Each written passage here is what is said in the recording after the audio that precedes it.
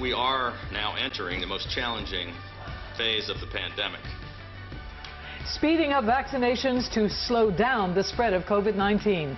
Hello, everybody. I'm Denise Koch. And I'm Vic Carter. Just today, the state administered more than 16,000 vaccinations. That's more than 10,000 daily average liters expected.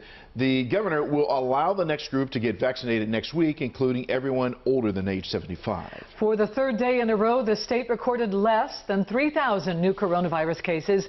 Right now, hospitalizations and the positivity rate are down.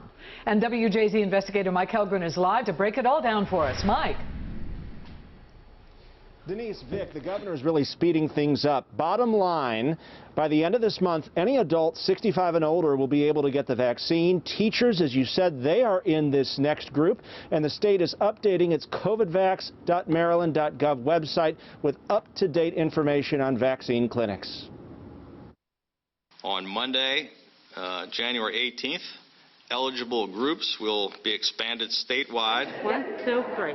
Governor Larry Hogan is accelerating the vaccine rollout, with Maryland set to enter the next phase, which allows teachers and seniors aged 75 and older to get the vaccine. I want to strongly caution that this will continue to be a long process.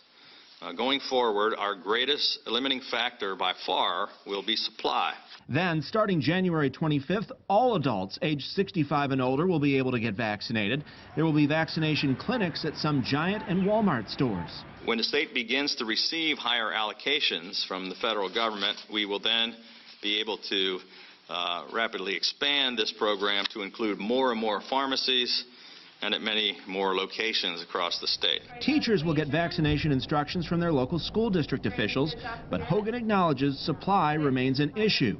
For now, at least, the state is receiving 10,000 doses a day from the federal government. The number of people just in phase 1 of our plan is 1.5 million people, and they need 2 doses. So that's 3 million doses that we need just to be able to vaccinate the people in phase 1. And at a Johns Hopkins forum, doctors warned mask wearing will be the norm for the foreseeable future as well. We do not yet know whether the COVID vaccines prevent transmission. So that is something that we will only know after enough people have been vaccinated and we're able to study that.